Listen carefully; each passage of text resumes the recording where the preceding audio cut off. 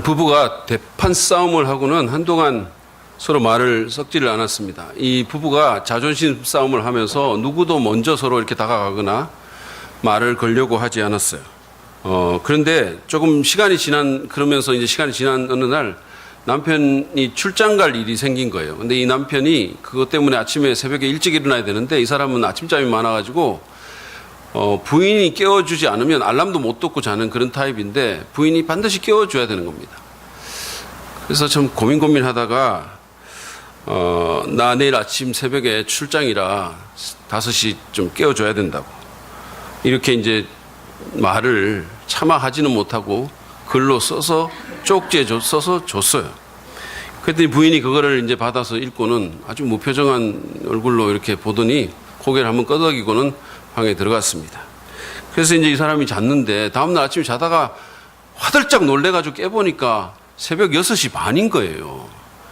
화가 머리 끝까지 났어요. 그러면서 부인한테 소리를 지르면서 아니 깨워줄 것처럼 고개 끄덕여 놓고 뭐 하는 짓이냐고 아무리 싸움을 해도 사람이 치사하게 어떻게 이럴 수가 있냐고 막 화를 막 냈습니다. 그랬더니 부인이 아무 말도 안 하면서 남편에게 손가락으로 그 남편 침대 옆에 있는 서랍장 위를 이렇게 가리켰어요. 거기 보니까 메모지가 하나 있는데 거기에 이렇게 써있어요. 새벽 5시니까 그만 일어나지.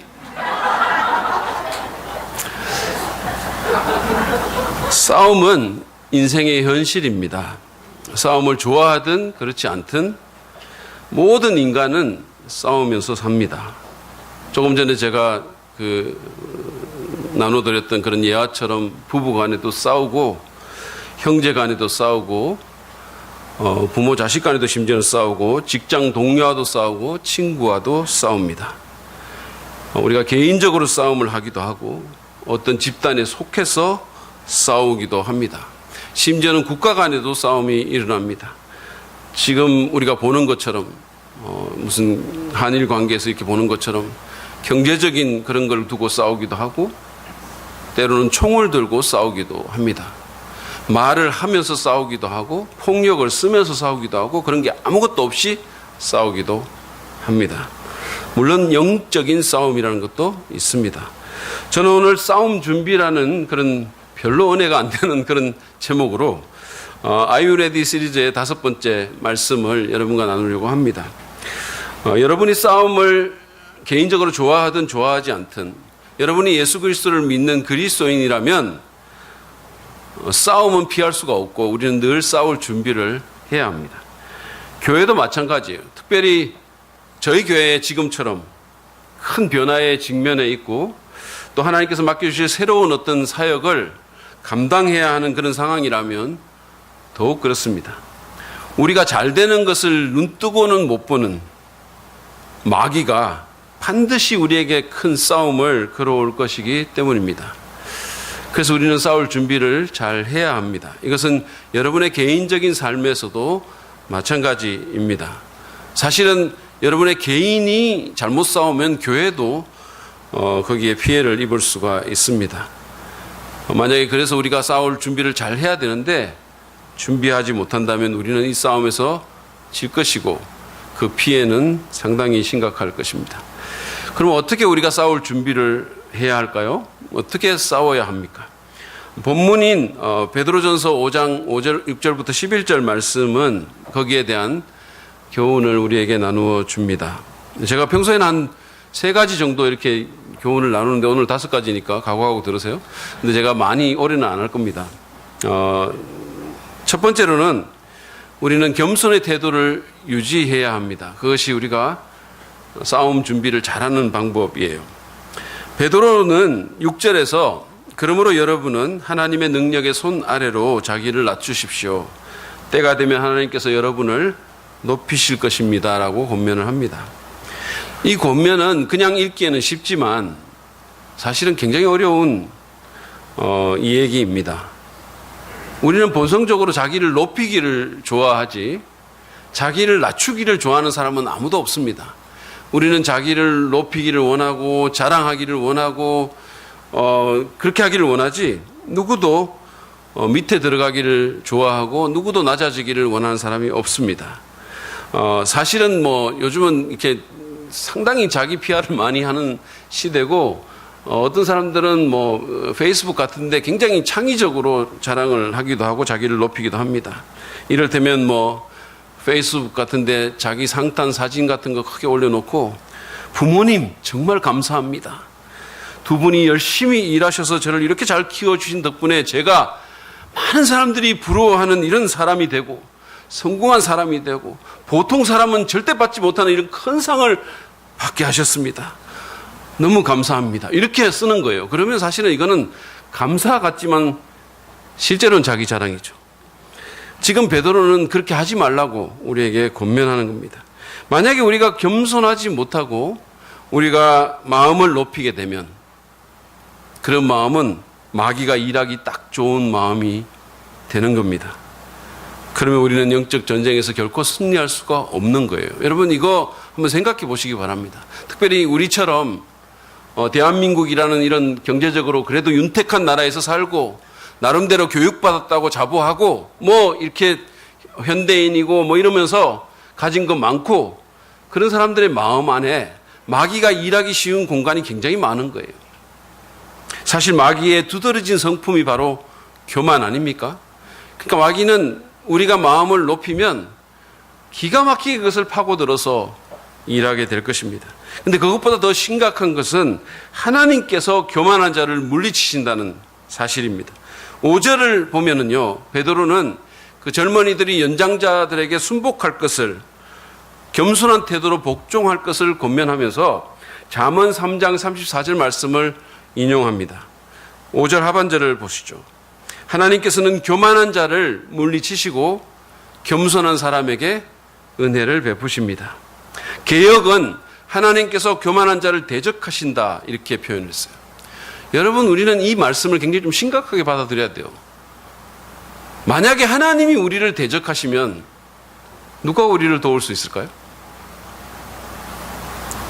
게임 끝난 거 아닙니까? 제가 군대에서 이 포복 훈련이라는 걸 해봤거든요. 철종왕 밑에서 이제 총을 이렇게 양팔에 안고는 막 이렇게 기어가는 그런 훈련인데 정말 고통스러웠었어요. 정말로 일어나고 싶고 막 이렇게 자세를 높이고 싶은 때가 얼마나 많은지 모릅니다. 그렇지만 만약에 낮은 자세가 너무 힘들어서 일어나면 철조망에 찔리고 저만 어려워집니다. 그리고 그것이 만약에 실제 전투 상황이면 저는 바로 대적의 타겟이 될 것입니다. 그래서 우리는 스스로를 낮추고 겸손해야 합니다. 감사하게도 베드로는 우리가 그렇게 할 수 있는 비결을 한 가지 제시를 하는데 그것은 하나님의 능력의 손을 의식하는 거예요. 베드로는 우리가 하나님의 능력의 손 아래서 스스로를 낮추라고, 그러면 때가 될 때 하나님께서 높여주실 것이라고 그렇게 말씀을 합니다. 우리의 의지만으로는 되지 않지만 우리가 하나님을 바라보고 모든 것을 주관하시는, 모든 것을 통치하시는 그 하나님의 능력을 의지하고 그분의 주권을 존중하고 그분의 때까지 우리가 신뢰하면서 그렇게 나아간다면 우리는 스스로를 낮추기가 더 쉬워질 것이고 겸손의 태도를 유지하기가 한결 수월할 것입니다. 그러면 우리는 우리의 싸움에 적합한 상태가 되게 될 것입니다. 싸움을 잘 준비하고 싸움에서 승리하기 위해서 우리는 겸손의 태도를 유지해야 합니다. 우리의 마음을 낮추어야 돼요. 뿐만 아니라 우리는 모든 걱정을 주님께 맡겨야 합니다. 7절을 보시죠. 여러분의 걱정을 모두 하나님께 맡기십시오. 하나님께서는 여러분을 돌보고 계십니다. 여러분, 근심 걱정은 인생의 현실이에요. 염려가 없는 사람들, 근심에서 면제된 사람은 아무도 없습니다. 우리에게는 걱정거리와 염려거리가 늘 생깁니다. 저는 목회자니까 일요일 날 제가 설교를 마치잖아요. 그러면 그때부터 다음 주일 설교에 대해서 걱정하는 거예요.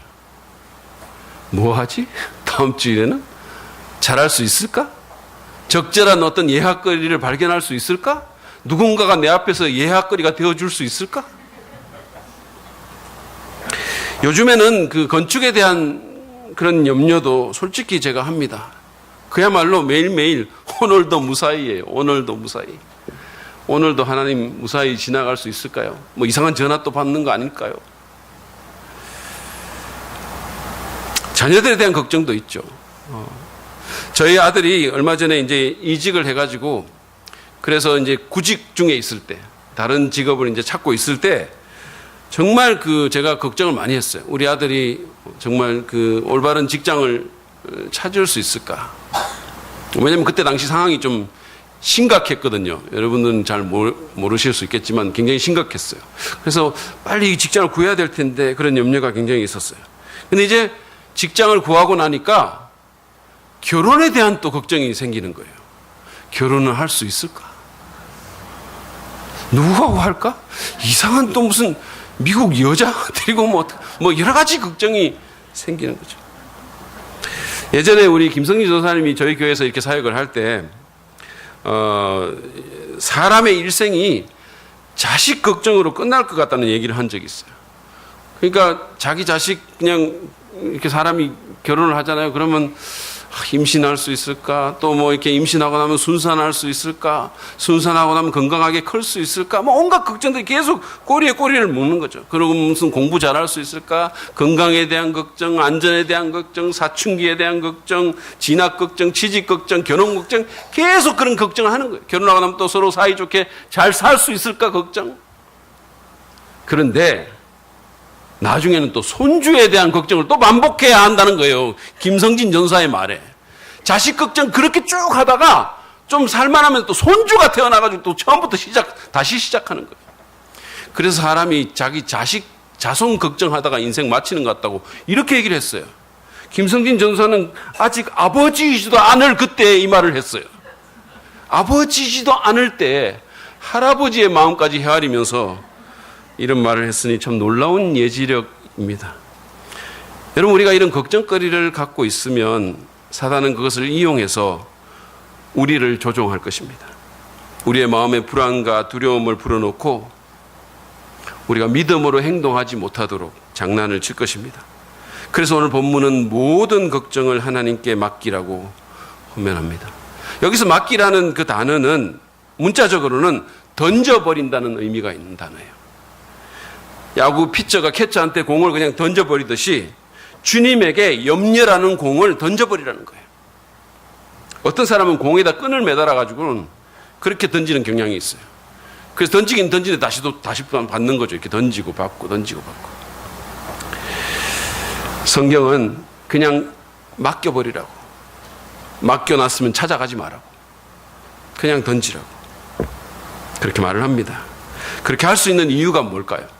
왜 우리가 이렇게 그냥 던질 수가 있을까요? 베드로는 하나님께서 여러분을 돌보고 계십니다라고 말을 합니다. 전지전능하신 하나님께서 모든 것을 완벽하게 컨트롤할 수 있는 그 하나님께서 우리의 사정에 관심을 갖고 그분의 타이밍에 맞도록 모든 것을 행하시니까 그분에게 던지라는 거예요. 그분이 돌보시니까. 그분이 책임지신다는 겁니다. 여러분에게 지금 어떤 걱정거리와 염려가 있으십니까? 지금 그것들을 하나님께 던져버리십시오.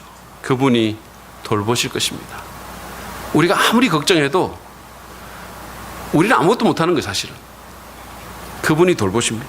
교회적으로도 마찬가지예요. 건축의 일 가운데 또한 그로 인한 여러 가지 필요와 요구와 변화 때문에 우리가 걱정할 수 있어요. 그러나 그럴 필요가 없습니다. 왜냐하면 염려한다고 걱정한다고 해결될 문제가 없기 때문이에요. 여러분, 걱정이 무슨 문제를 해결합니까? 어떤 사람이 말한 것처럼 이 걱정은 마치 흔들의자처럼 우리에게 뭔가 할 일을 주긴 주지만 아무데로도 우리를 데리고 가지 못하는 거예요. 그것보다는 그냥 우리를 돌보아 주시는 하나님, 전지전능하신 그 하나님께 맡겨버리는 것이 훨씬 더 좋은 선택이 아닐까요? 어차피 우리가 아무것도 할 수 없다면, 어차피 걱정이 아무것도 못한다면 제가 늘 하려고 훈련하는 것처럼 걱정거리가 생길 때마다 그냥 그걸 기도로 바꿔서 하나님께 던져버리는 것이 훨씬 낫지 않을까요? 그게 훨씬 나은 선택이라고 저는 생각합니다. 이 시간에 우리가 좀 짧은 찬송을 하나 같이 부를 텐데 여러분이 잘 아시는 그 주는 평화라는 그런 찬송입니다. 거기 보면은 염려다 맡기라 주가 돌보신다라는 가사가 있어요. 제가 이게 평소에 이런 거 잘 안 하는데 오늘 한번 함께 찬양하면서 좀 은혜를 나누고 싶습니다. 이 부분을 같이 마음을 담아서 함께 찬양하도록 하겠습니다. 염려다 맡기라 주가 돌보시니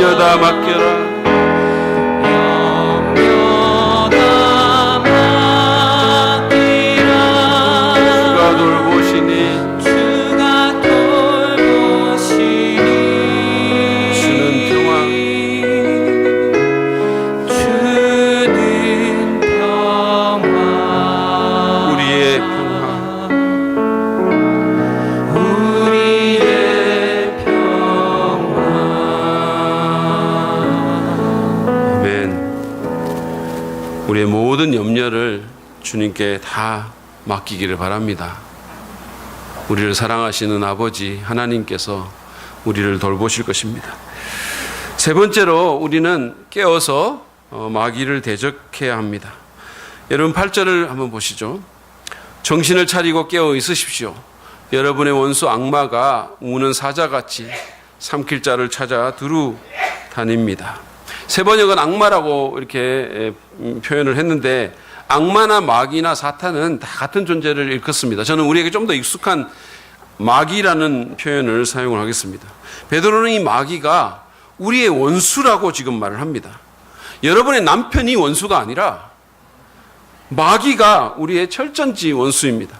그는 자기의 이름처럼 고소하고 중상하는 자입니다. 그는 우리를 하나님에게서 멀어지게 만들고 그리고 우리로 하여금 거짓말을 믿게 하는 거예요. 그는 또한 우리를 삼키고 무너뜨리고 멸망시키기를 원합니다. 그는 우리를 너무너무 미워하기 때문에 우리가 잘 되는 꼴을 못 봅니다. 개인적으로나 교회적으로나 뭔가 중요한 일이 일어날 것 같을 때 마귀도 굉장히 전략적으로 그리고 열심히 일을 합니다. 저는 이런 일을 여러 번 경험했어요. 정말로. 정말 영적으로 너무 중요한 시기 가운데 이상하게 예상치 못했던 일들이 막 터지는 거예요. 생각지도 못했던 일들이 일어나는 겁니다. 여러분 교회가 부흥회를 하면 마귀도 같이 부흥회 한다는 그런 말도 있지 않습니까? 마귀는 우리를 너무너무 싫어하고 우리의 마음 가운데 온갖 나쁜 것들을 집어넣기를 원하는 존재예요. 그렇게 가공할 원수라는 겁니다. 그럼에도 불구하고 현대의 많은 그리스도인들은 마귀의 존재를 그리 심각하게 생각하지 않아요. 아니 교육받은 사람이 그런 걸 어떻게 믿냐고 이렇게 말을 하는 겁니다. 요즘 같은 시대에서 어떻게 교육받은 사람이 마귀, 악마 이런 거를 실제로 존재한다고 믿느냐고. 그게 중세 때 세계관 아니냐고 막 이렇게 얘기를 하는 거예요. 그런가 하면 뭐 마귀가 따로 있나요? 내 남편이 마귀죠. 이런 식으로 농담을 하는 거예요. 또는 어린아이들의 만화에나 나오는 그런 캐릭터점으로 치부를 하기도 합니다. 사진 한번 보실까요? 마귀인데 너무 귀여워요. 그래가지고는 이런 마귀는 집에서 좀 키우고 싶은 생각이 막 드는 거죠. 이런 식으로 우리가 자꾸 이렇게 이 마귀의 존재를 무시하며 넘어가는데 그것이야말로 마귀가 정말로 원하는 것임을 여러분 아시기를 바랍니다. 도적이 사실은 일을 할 때요, 사람들의 관심을 원하지 않듯이 마귀도 익명으로 일하기를 원할 겁니다. 그래서 사람들이 자기를 만화 캐릭터점으로 여기면 마귀는 너무 좋아할 거예요.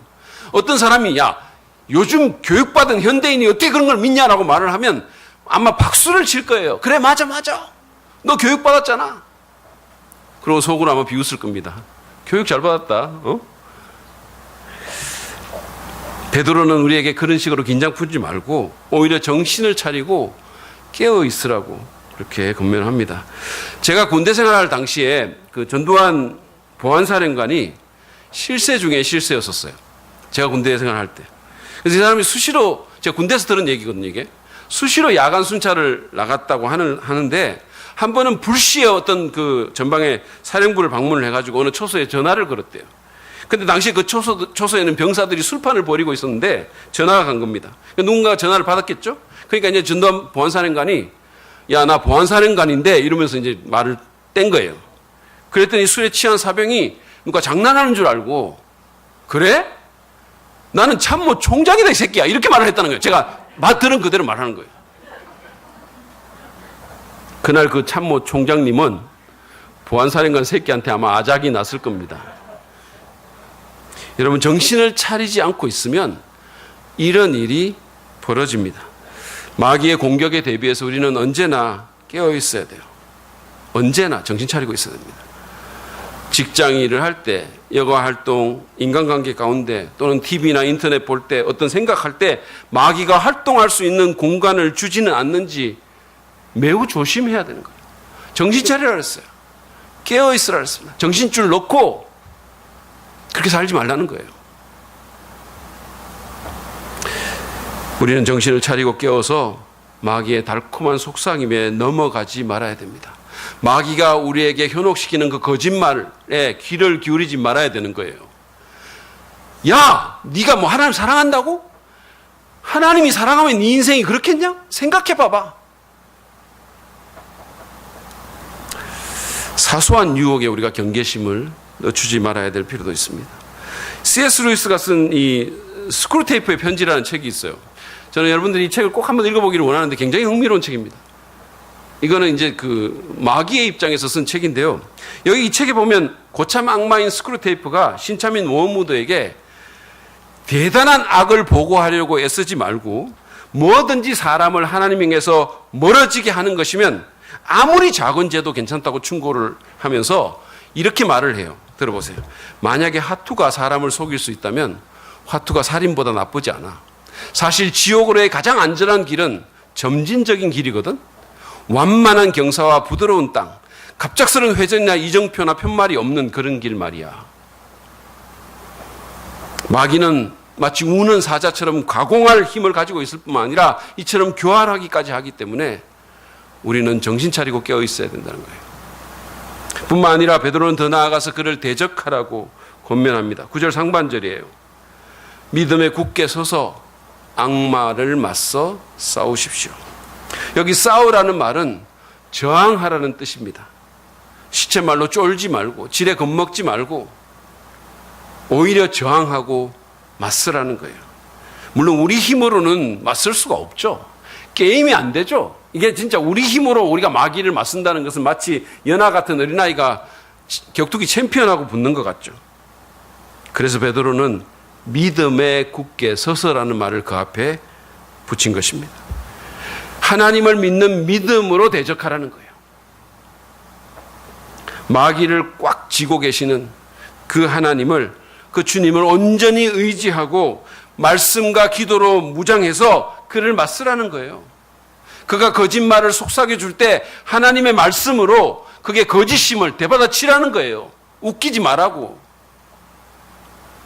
거짓말하지 말라고. 야고보서 4장 7절에서 마귀를 대적하라. 그리하면 너희를 피하리라라고 분명히 말했습니다. 우리는 정신을 차리고 깨어서 굳센 믿음으로 마귀의 계계와 그 공격에 저항해야 됩니다. 굳센 믿음으로. 하나님의 말씀과 성품과 능력을 믿는 믿음으로 마귀에게 저항하시기 바랍니다. 그것이 영적인 싸움을 준비하는 길이고 그것이 싸움에서 이길 수 있는 방법입니다. 네 번째로 우리는 고난을 이상하게 여기지 말아야 합니다. 저는 앞에서 걱정, 근심이 우리 인생의 현실이라고 그렇게 말씀을 드렸어요. 근데 고난도 마찬가지입니다. 고난에서 면제된 사람은 없습니다. 부자든 가난한 사람이든 한국인이든 미국인이든 어린아이든 어른이든 다 고난을 받습니다.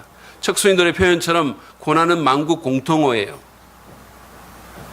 모든 사람이 아프리카 사람이든 아시아 사람이든 아메리카 사람이든 누구든 아프다는 게 뭔지를 알아요. 근데 이 고난이 막상 우리가 당하면 이게 너무 아프고 너무 힘들기 때문에 우리는 그 앞에서 종종 무너집니다. 그래서 우리는 마귀와의 영적인 싸움에서 그냥 지는 거예요. 시험받고 원망하고 불평하고 교회를 떠나고 하나님을 떠나는 겁니다. 베드로는 이런 우리에게 9절 하반절에서 여러분도 아는 대로 세상에 있는 여러분의 형제 자매들도 다 같은 고난을 겪고 있습니다라고 말을 하면서 고난을 이상하게 여기지 말라고, 이상하게 받아들이지 말 것을 권고합니다. 당신만 고난받는 게 아니라는 거예요.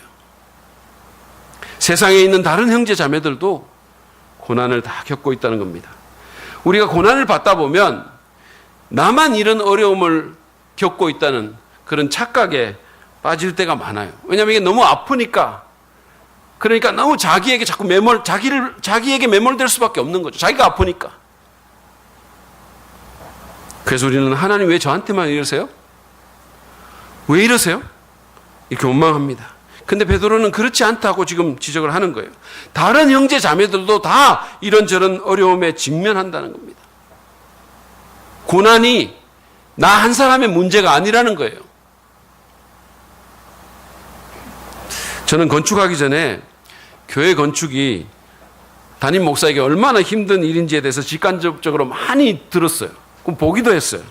심지어 담임 목사가 스트레스를 받아가지고 세상을 떠났다는 얘기도 들었고 제 주변에서 그런 일이 2번이나 일어났어요. 제가 잘 아는 분들에게. 그래서 저는 요즘 죽지 않고 살아있다는 사실에 그냥 감사가 돼요. 그냥 감사가 됩니다. 여러분, 다른 조건이 아니라 삶 자체의 감사를 회복하기를 원하는 분들에게는 담임 목사가 돼서 건축을 한번 해보시기를 제가 강력하게 추천드립니다. 물론 그러다가 죽을 수도 있어요. 물론 그건 제가 장담할 수 없어요. 아무튼 제가 이렇게 건축을 하다가 우리는 지금 잘하고 있지만 그래도 뭐 어려움이 왜 없겠어요. 이런저런 어려움이 오면 올 것이 왔구나 이렇게 제가 생각하는 거예요. 왜냐하면 제가 그걸 계속 들었기 때문에 올 것이 왔구나. 그게 이상한 게 아니라는 거예요. 오히려 어려움이 없는 게 도로 더 이상하다는 겁니다. 제 동료나 친구 목사님들 그리고 신학교 우리 동료 교수들은요 가끔씩 저를 보면서 아니 건축하는 목사 얼굴이 왜 저렇게 좋아? 진짜 희한하네 이렇게 얘기를 많이 해요.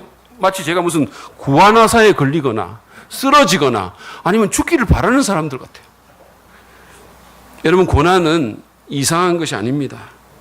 특별히 그리스도인들 가운데는 믿음 좋은 사람에게는 고난이 찾아오면 안 되는 줄 아는 사람이 있어요. 또 그렇게 가르치는 사람들도 있어요. 그렇지 않습니다. 오늘 본문에서 베드로는 세상에 있는 모든 형제 자매들, 즉 예수 믿는 사람들, 그 당시에 잘 믿는 사람들이 고난을 겪고 있다라고 말을 했어요. 사실은 믿음의 용사인 이 말을 하는 베드로 자신도 그리고 하나님 나라의 위대한 리더인 사도 바울도 다 고난받았어요. 믿음이 없어서 받은 게 아니고 믿음이 너무 좋아서 받은 거예요. 심지어 하나님의 아들인 예수님도 가난과 배신과 살해 위협과 그리고 십자가에 말할 수 없는 고통을 겪지 않았습니까? 그래서 바울은 디모데후서 3장 12절에서 오히려 그리스도 예수 안에서 경건하게 살려고 하는 사람은 모두 박해를 받을 것이라고 미리 경고한 거예요.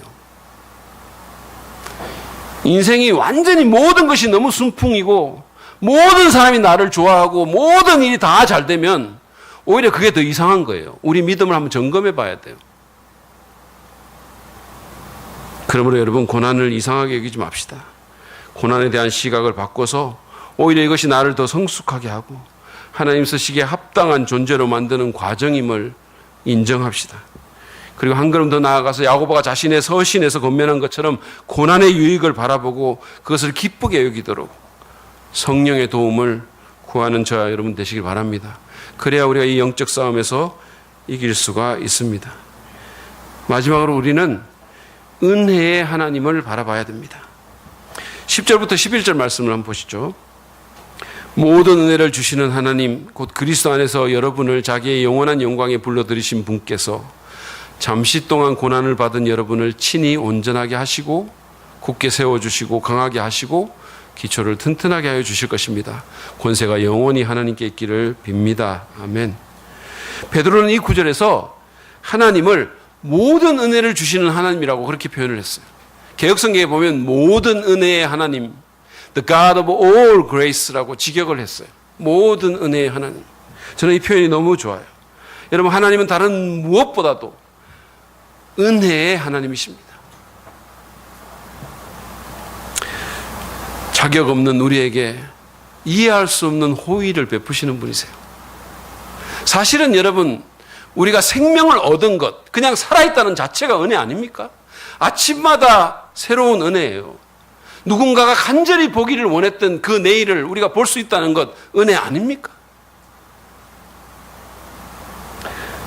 베드로는 사실은 예수님을 3번이나 부인했다가 놀라운 회복의 은혜를 경험한 사람이잖아요. 그래서 오순절 그 부흥의 주역으로 쓰임받은 그가 하나님을 모든 은혜의 하나님으로 표현한 것은 상당한 의미가 있다고 저는 생각합니다. 그렇습니다. 하나님은 아무 자격도 없는 우리에게 상상하기 힘든 호의를 그냥 주시는 은혜의 하나님이세요. 우리는 이 영적 싸움의 직면에서 계속해서 이 은혜의 하나님을 바라봐야 합니다.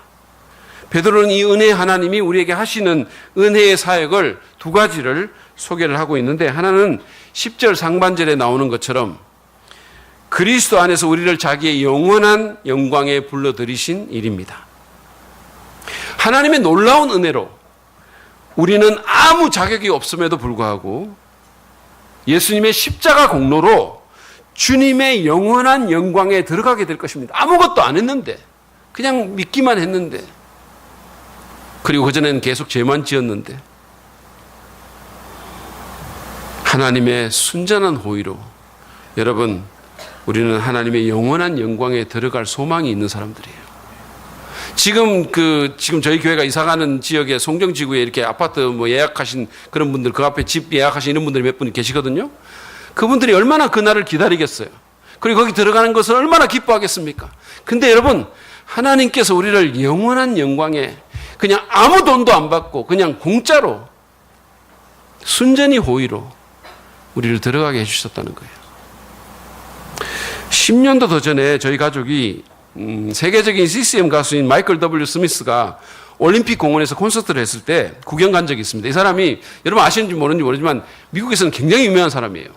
그리고 그냥 일반 기독교계만 유명한 게 아니라 일반인들에게도 굉장히 유명한 스타입니다. 일반 TV에도 그 공연이 나오고 할 정도로 굉장히 유명한 사람인데, 이 사람이 이제 한국에 와가지고 올림픽 공원에서 공연한 거예요. 그래서 저희가 표를 끊어가지고 들어가다가 우연히 입구에서 이 자기 막 스태프들을 막 주의하고 있는 서정인 목사님, 한국 컴패션 대표인 서정인 목사님을 만났어요. 마이클 스미스가 컴패션 홍보 대사이기 때문에 한국 컴패션이 같이 하면서 이렇게 막 그 일을 참여를 한 겁니다. 저희를 이렇게 우연히 만나게 됐거든요. 그러니까 너무너무 반가워하면서 서 목사님이 잠깐 계시라고 그러더니 자기하고 잠깐 가자는 거예요. 그러더니 우리를 이제 무대 뒤에 있는 VIP 룸으로 우리를 이끌고 갔어요. 거기에 갔더니 송정미 씨를 비롯해서 유명한 사람들이 거기 쭉 있고, 무엇보다도 이 사람 마이클 W. 스미스 부부가 거기 있었던 거예요. 그래서 저희가 인사를 하고 거기서 사진을 찍었어요. 이렇게 저희들이 그 사람하고 말을 섞고 사진을 찍는 그런 정말 이 호사를 누렸습니다. 이 사진을 많은 사람들이 봤는데 그 중에서 특별히 정말 이 사람을 볼 줄 알고 미에 대한 기준이 있는 2사람이 제가 마이클 스미스보다 낫다고 얘기를 해주셨어요. 어쨌든 간에 우리는요, 여기에 있을 자격이 없었어요, 사실은. 그 VIP 룸 안에서 제가 이렇게 보니까 유명하지 않은 사람은 우리밖에 없는 거예요. 다 유명한, 대형교회 목사님, 하여튼 유명한 이런 사람들만 있었어요. 근데 서정인 목사님의 호의로, 순전한 호의로 거기 들어간 겁니다. 많은 사람들이 들어가고 싶어 하는. 마찬가지로 우리는 하나님의 은혜로 예수님의 십자가 공로를 힘입어서 그분의 영원한 영광에 들어가게 됐습니다. 이 사실을 깊이 묵상해 보시기 바랍니다. 그뿐만이 아니라 10절 하반절에 보면 그분의 은혜로운 사역이 또 하나 소개되어 있는데, 그것은 삶의 어려움 가운데서 우리의 인격과 우리의 믿음을 빚어주시는 일입니다. 한번 보시죠. 모든 은혜를 주시는 하나님께서 잠시 동안 고난을 받은 여러분을 친히 온전하게 하시고 굳게 세워주시고 강하게 하시고 기초를 튼튼하게 하여 주실 것입니다. 그분은 우리의 개인 트레이너처럼 힘든 과정을 통해서 오히려 우리를 더 강하게 하고 오히려 우리의 믿음을 더 세워주고 우리의 기초를 튼튼하게 만들고 우리를 성숙하게 해준다는 거예요. 우리를 더 나은 사람으로 빚어주신다는 겁니다. 비록 때로는 그 과정이 힘들어서 그게 은혜처럼 안 느껴질 수 있지만 그것은 분명한 은혜라는 거예요. 우리는 이 은혜의 하나님을 계속해서 바라봐야 되고 그분의 은혜로운 개입을 우리 삶 가운데 허용해야 합니다. 마치 운동선수가 자기를 돕는 코치를 수시로 바라보듯이 우리도 모든 은혜의 하나님을 바라봐야 합니다. 그러면 우리는 힘을 얻고 우리의 심령이 하나님의 은혜로 가득 채워지는 그런 경험을 할 수 있는 거예요. 여러분, 이게 바로 믿는 자의 삶이라는 겁니다. 절망할 수밖에 없는 상황 가운데서, 근심할 수밖에 없는 상황 가운데서 하나님의 은혜를 체험하는 것. 은혜의 하나님이 내 마음을 은혜로 채워주셔서 그래서 그 가운데서 이길 수 있는 것. 그것이 우리가 싸움 준비를 잘하는 거예요. 그럴 때 우리는 위기 가운데서도 든든히 서 있을 수 있고 그럴 때 우리는 이 영적 싸움에서 승리할 수 있게 될 것입니다. 본격적인 시합을 앞둔 운동팀이나 경쟁사와 싸우는 기업이나 전쟁의 가능성에 직면해 있는 그런 국가는 반드시 그 싸움을 위한 준비를 합니다. 준비가 잘 되면 잘 될수록 이길 가능성이 크죠. 그리고 그 반대면 질 가능성이 더 커집니다. 우리는 언제나 영적 싸움에 직면해 있지만 특별히 교회 건축이라는 이 큰 사역과 예배 처소의 이전이라는 그런 변화를 앞두고 있는 지금 그 어느 때보다도 이 영적 싸움이 우리의 실제적 가능성이 될 상황이라는 겁니다. 그뿐만 아니라 전략적으로 더 크고 요긴한 사역의 기회가 있는 그곳으로 이사간 후에는 더 치열한 싸움이 있을 것을 우리는 예상해야 하는 겁니다. 그래서 우리는 지금부터 부지런히 싸움 준비를 해야 돼요. 개인적으로든 공동체적으로든 우리는 하나님의 능하신 손 아래서 겸손한 태도를 유지하고 모든 걱정을 주님께 맡기고 깨어서 마귀를 대적할 뿐 아니라 고난을 이상하게 여기지 말고 그 가운데서 은혜 주시는 은혜의 하나님을 계속해서 바라봐야 되는 겁니다. 그럴 때 우리는 영적인 싸움에서 이기고 우리의 사명을 감당하고 우리가 더 나은 사람으로 빚어지고 더 나은 교회로 세워지고 하나님께 영광을 돌릴 수 있게 되는 것입니다. 우리가 이 시간에 함께 좀 찬송하고 잠깐 기도하는 시간을 가지려고 합니다.